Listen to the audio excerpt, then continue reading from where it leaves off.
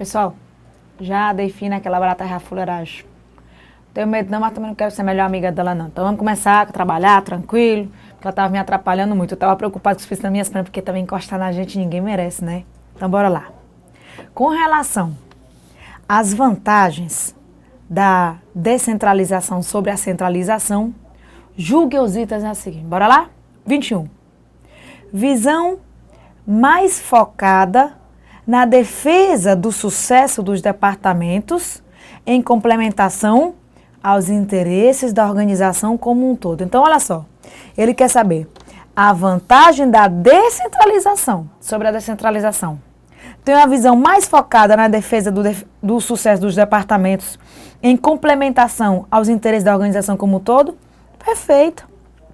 Porque na descentralização não vou dar autonomia aos níveis inferiores, então vou permitir que cada departamento tome as suas decisões, então cada um vai defender o sucesso do departamento. Perfeito. Agora, a departamentalização em si, ela pode criar já barreiras, e aí é necessário resolver esses conflitos, procurando criar uma visão sistêmica da empresa. Muito bem. 22. Há maior envolvimento dos funcionários operacionais nas decisões tomadas e maior motivação entre os gerentes e, portanto, maior criação do valor moral na organização. Perfeito, né? A partir do momento que eu dou mais autonomia aos níveis inferiores, o pessoal envolvido se motiva, o pessoal participa mais. Perfeito. 23. As decisões dos administradores são tomadas com base numa visão global das metas e objetivos da organização. Não. Isso é uma característica quando a empresa ela está centralizada. Porque quando a empresa está centralizada, as decisões estão no topo. Então, as decisões são tomadas com base numa visão global da empresa. Então, isso aqui está falsa. Isso aqui vai ser isso aqui acontece na centralização. E não na descentralização. 24. As decisões são tomadas por administradores com mais informação sobre o contexto e as suas implicações sobre toda a organização. Não, sobre a ação, sobre a atividade, sobre o departamento. Então, ó, falso. Isso aqui também vai ser uma característica da centralização. Giovana, como é que eu poderia tornar essa questãozinha verdadeira? Fazendo o seguinte. As decisões são tomadas por administradores com mais informação sobre a atividade, a função, o departamento em si. Aí sim. 25. Melhora o nível de capacitação e eficiência das gerências intermediárias e da sua comunicação com o nível operacional. Verdade. A partir do momento que eu vou dar mais autonomia aos níveis inferiores, eu preciso de pessoas mais capacitadas. Inclusive, essas pessoas precisam ter uma melhor comunicação com quem está executando as tarefas. Eu preciso desenvolver um bom sistema de informação gerencial para que as decisões sejam mais assertivas. Perfeito. 26. Organizações que planejam desenvolver uma estrutura mais flexível, associada a maior eficiência e motivação, devem optar por uma estrutura de redes integradas de equipes. Perfeito. A estrutura linear e a estrutura funcional são mais tradicionais, não se adaptam tanto às mudanças. Se eu quero uma estrutura flexível, que é onde eu vou ter maior eficiência e motivação, onde eu vou ter redes integradas, certo? Onde eu vou querer uma maior flexibilidade, o ideal é uma estrutura em rede. Perfeita, 26. 27. Em uma estrutura funcional, o grau de inovação é baixo e há uma visão restrita das metas organizacionais. Bom, lembre-se que numa estrutura funcional a gente tem, eu não vou desenhar, aquela que cada setor vai orientar cada um. Lembra dessa estrutura aqui? Lembra essa daqui? Pois é, essa vai ser a estrutura funcional. O que é que a gente aprendeu sobre a estrutura funcional? Que ela tem como princípio a especialização. Então, essa especialização faz com que cada quem tenha a sua responsabilidade parcial. Então, perde a visão integrada, né? Então, há uma visão restrita das metas da organização como um todo. Cada quem quer trabalhar apenas em função do seu objetivo. Perfeito essa última parte. E ele diz que o grau de inovação é baixo. Verdade também. Porque tanto a estrutura linear como a estrutura funcional são estruturas tradicionais, lentas, que não se adaptam rapidamente às mudanças. Verdade é 27. 28. A escolha das tarefas que são atribuídas às unidades administrativas baseia-se no critério de departamentalização, ou seja, na especialização dos blocos de trabalho em uma organização. Perfeito, né? A departamentalização é justamente o agrupamento de atividades, recursos, pessoas em unidades gerenciáveis. Perfeito. Nesse contexto, as organizações estruturadas no modelo de projetos delegam grande autoridade e responsabilidade aos gerentes. Nós já respondíamos uma questão dessa muito parecida. Nós vimos que na estrutura por projeto, como os projetos são diferentes, vão cumprir prazos diferentes e têm focos diferentes, os gerentes eles garantem uma maior autonomia, eles adquirem, na verdade, a palavra correta é adquirem, uma maior autonomia, uma maior autoridade para poder gerenciar o seu projeto. Perfeita a questãozinha 28. 29. Uma estrutura caracteristicamente funcional, diferentemente da estrutura do tipo Lean Staff, caracteriza-se pelo princípio da unidade de comando. Pessoal, a estrutura linear, aqui, a estrutura linear, aquela que eu desenho desde o primeiro dia de aula, ela tem como característica, como princípio, a unidade de comando. Já uma estrutura funcional, ela tem como princípio a especialização e não a unidade de comando. Mas, Giovana, na questão, ele não está falando de estrutura linear e funcional. Ele está falando estrutura linha staff e é funcional. Bom, a estrutura linha staff é uma estrutura linear, onde posso ter um departamento de staff para fazer o seu apoio. Continua com o princípio da unidade de comando. Então, a questãozinha diz que em uma estrutura funcional... Opa! Aqui, a 28. Verdadeira, né? A 29. Uma estrutura caracteristicamente funcional, diferente da estrutura Lean Staff, caracteriza-se pelo princípio da unidade de comando. Não. A estrutura funcional não se caracteriza pelo princípio da unidade de comando, e sim a linear ou Lean Staff, quando tem um departamento de staff.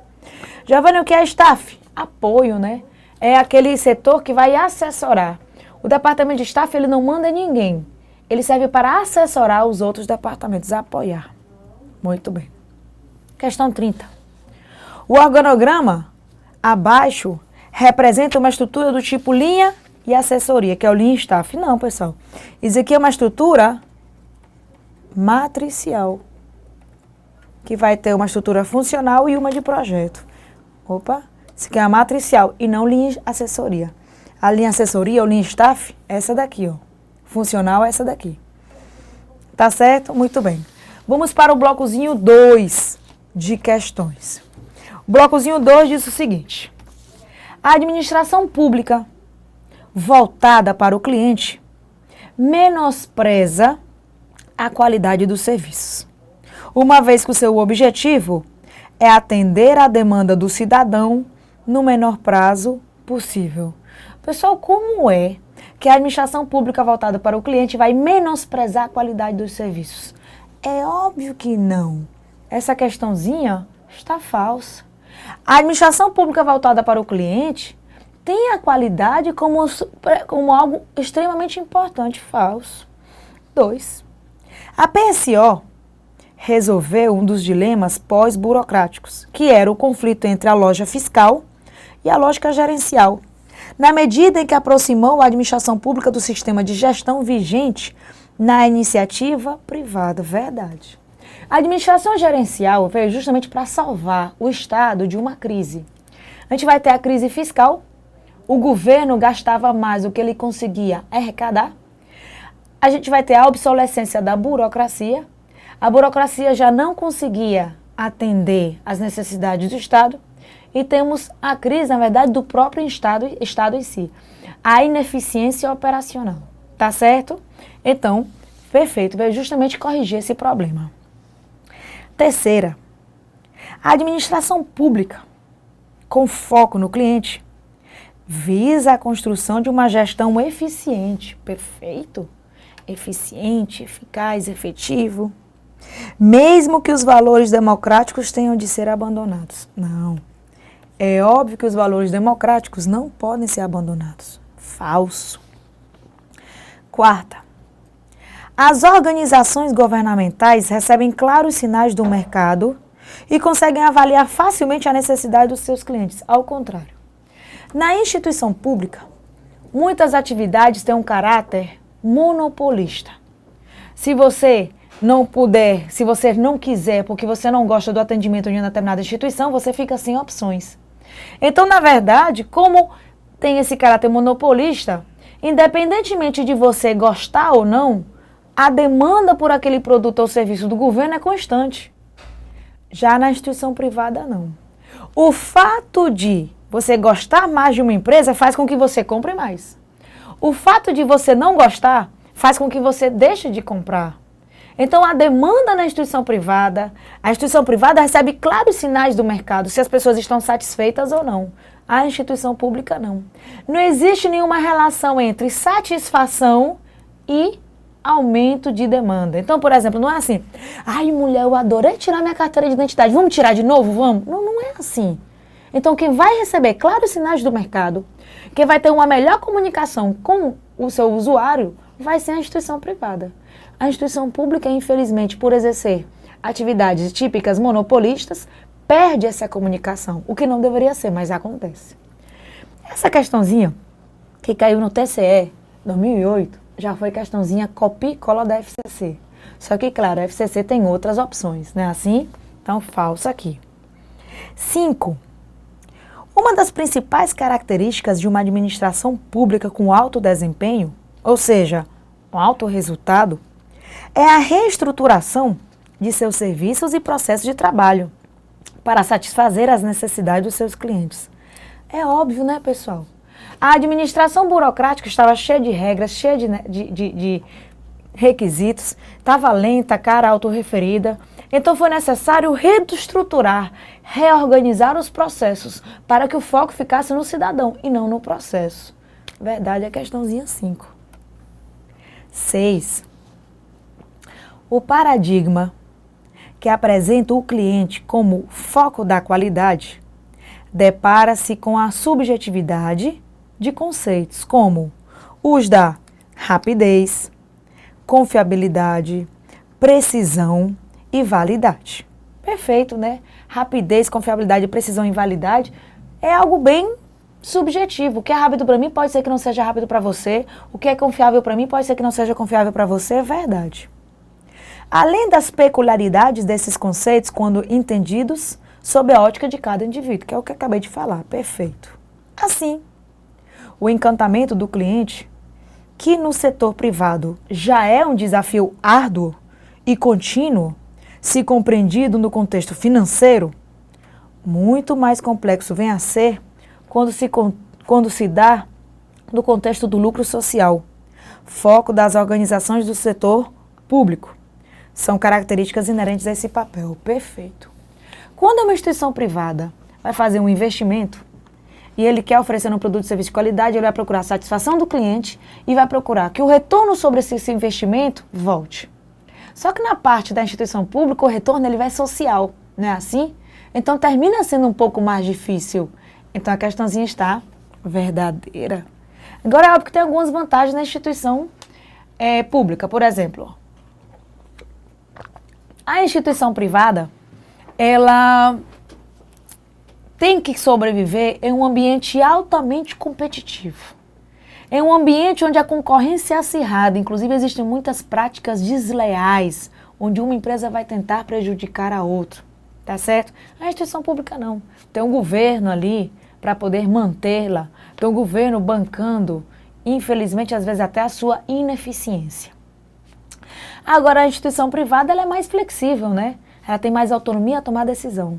As instituições públicas não, elas sempre são regulamentadas. Tem aquelas que autorizam, aquelas que executam, aquelas que fiscalizam. Então, existe uma alta interdependência entre essas instituições. E a alta interdependência pode ser fator gerador de conflito. Ah, eu não posso fazer nada porque a fulana não me autorizou, eu não posso fazer nada porque a fulana não me mandou dinheiro. Então, pode ser uma geradora de conflitos. Muito bem. 7ª questão. Empregados de um centro de processamento de dados, considerado de padrão excelente, estavam extremamente felizes por terem conseguido disponibilizar em 4 dias úteis empréstimos a funcionários de determinado órgão do governo. Todavia, em pesquisa de controle de qualidade, descobriu-se que a clientela não estava satisfeita.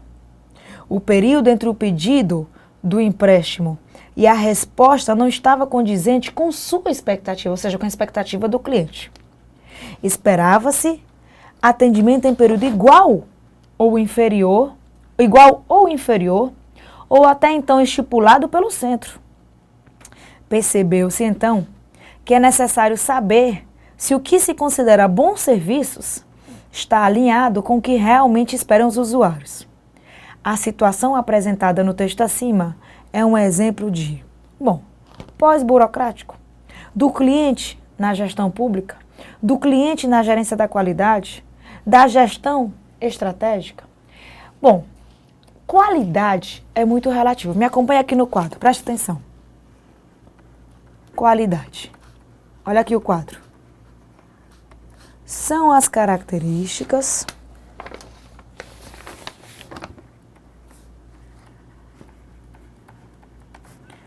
do produto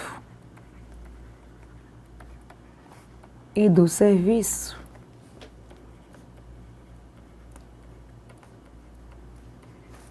que atendem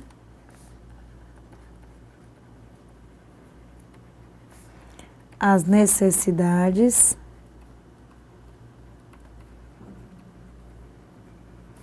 do cliente.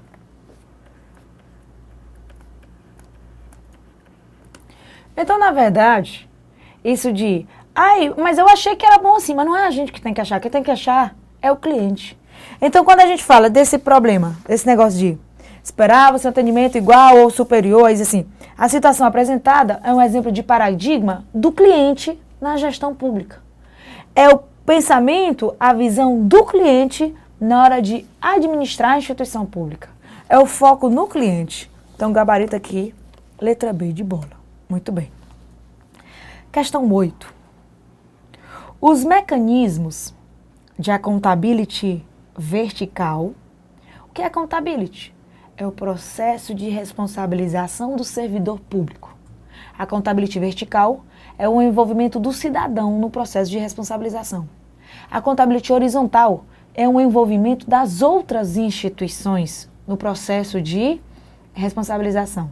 Na accountability vertical, a gente vai incluir também não só o cidadão, vamos incluir aqui a instituição privada também, tá bom? Então, bora lá.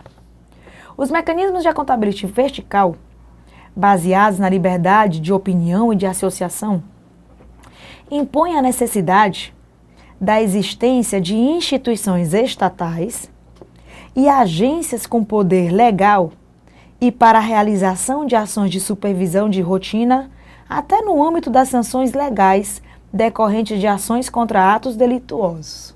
Na verdade, as ações não são, o accountability vertical não são as ações das empresas estatais. Esse vai ser o accountability horizontal.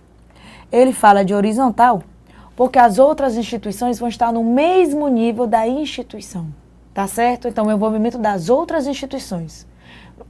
Se uma instituição A é responsável por regular, por fiscalizar a instituição B, ela não pode dizer, eu não sabia que a B estava fazendo errado, não. Se você não fiscalizou direito e a instituição B é corrupta, então é porque você não fiscalizou o seu direito. Você também vai entrar no processo de responsabilização, a accountability horizontal. Então, falso. 9. A comunicação constitui atividade que demanda grande parte da atenção de quem ocupa cargo gerencial. Nós já vimos aqui essa questão. Vimos que a comunicação faz parte de uma grande atividade do gerente, porque o gerente tem que liderar. E a liderança é feita através da comunicação. Verdadeira. 10. O líder democrático, na programação dos trabalhos, tem participação limitada. Saúde. Espirrei. Espirro discreto, né? Mas é porque eu segurei. Se fosse para eu espirrar, escandaloso. O líder democrático, na programação dos trabalhos, tem participação limitada nos debates. Apenas apresenta alternativas ao grupo e se coloca à disposição para retirar possíveis dúvidas. Pessoal, falso. O líder democrático ele tem uma participação ativa. Quem vai ter uma participação mínima, limitada, vai ser o líder liberal. O democrático não. Falso. 11. O líder autocrático, na divisão de tarefas, determina quem vai executar cada tarefa e quem será seu companheiro de trabalho. Verdade, o líder autocrático ele impõe. Lembrando, a liderança autocrática é a que consegue a maior produtividade. Só que olha a qualidade do serviço. Por que ele consegue a produtividade? Porque ele impõe, ele obriga que seja feita. Então, ó, verdadeira. 12. O estilo de liderança adotado por uma organização influi direto e indiretamente em seus resultados. Com certeza. Se a liderança é influenciar a pessoa para que as pessoas trabalhem. No caso da liderança orientada para tarefas, a autocracia e o autoritarismo são características marcantes, verdade. O líder orientado para a tarefa ele só se preocupa pelo trabalho, não está nem aí para as pessoas. Já no estilo de liderança voltado para as pessoas, as características são democracia e participação dos funcionários. Verdade. Esse aqui que está na questãozinha 12, ele está falando do modelo de Hersey e Blanchard. Esse teórico, só lembrando, hein?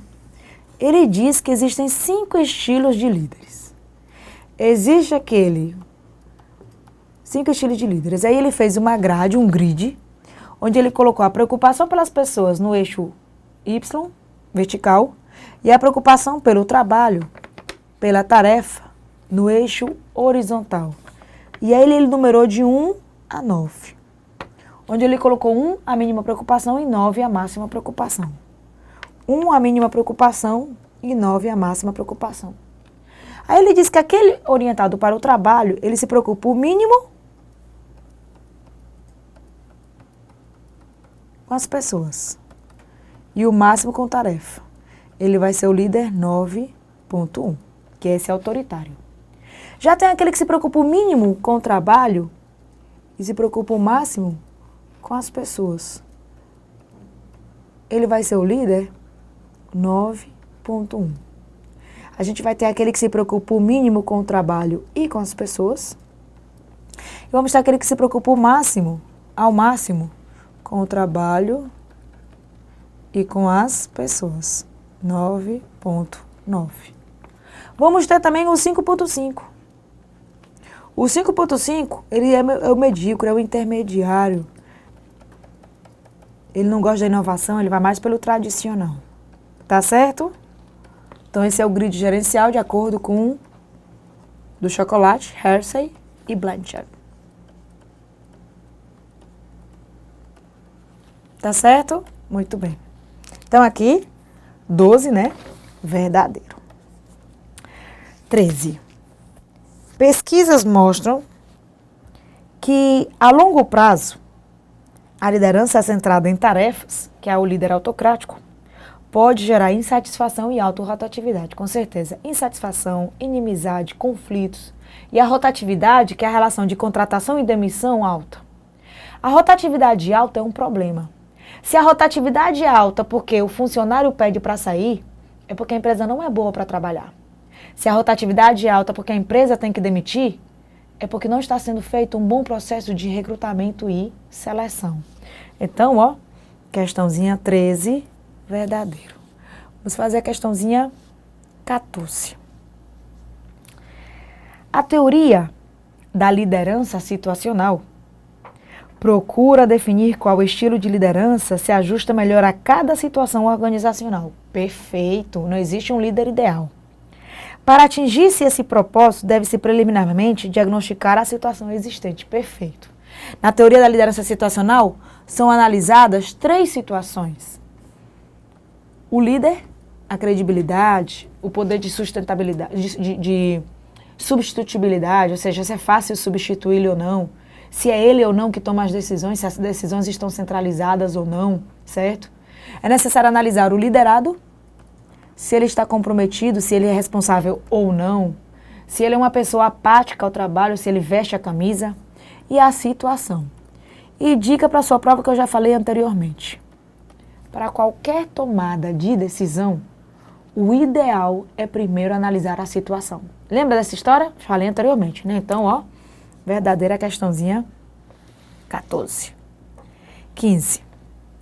Se esse gestor público atuou como alocador de recursos e solucionador de problemas, então ele, ao agir assim, assumiu um papel interpessoal, visto que essas tarefas são características inerentes a esse papel. Infelizmente, essa questãozinha aqui eu não vou poder fazer, que eu não coloquei o enunciado, esqueci de colocar. Então vamos anular essa questão, tá certo? 16, faltou o enunciado lá que eu esqueci. Um administrador que acaba de ser contratado por uma organização encontrará informações sobre as operações do seu setor no plano estratégico, que é um documento com conteúdo detalhado e analítico, fruto da ampla participação de todos os setores da organização. Realmente, o planejamento estratégico é fruto da participação dos outros setores, principalmente quando é uma empresa participativa. Agora, dizer que um administrador vai encontrar informações sobre as suas operações no planejamento estratégico está falso. O planejamento estratégico é global. Quem é detalhado, analítico, minucioso é o planejamento operacional. E ele vai encontrar a especificação das suas funções no manual de funções. Então, a 16 está falso. 17. O plano de contratações elaborado pela área de recursos humanos da universidade pode ser visto como um exemplo de planejamento tático? Pode. Planejamento estratégico. Aí, nível tático, departamento de recursos humanos, departamento de recursos materiais, departamento de recursos financeiros. Então, plano de recursos humanos, tático. Plano de recursos materiais, tático. Plano de recursos financeiros, tático. Plano de vendas, tático. Então, ó, verdadeira 17. 18. As forças, fraquezas, oportunidades e ameaças do modelo de previdência vigente podem ser identificadas por meio da análise SWOT. Perfeito. A análise SWOT é uma ferramenta típica do planejamento estratégico. Questãozinha do CESP, 2012, Polícia Federal. Perfeito. 19. Na ferramenta denominada matriz SWOT, os pontos fortes e as oportunidades para a empresa estão mais fortemente relacionados a fatores internos da organização. Não. As oportunidades são fatores externos, então pontos fortes e as fortalezas. Aí a questãozinha estaria verdadeira. Enquanto os pontos fracos e ameaças a que ela está sujeita estão mais diretamente relacionados a fatores externos. Não. Aqui vão ser as oportunidades.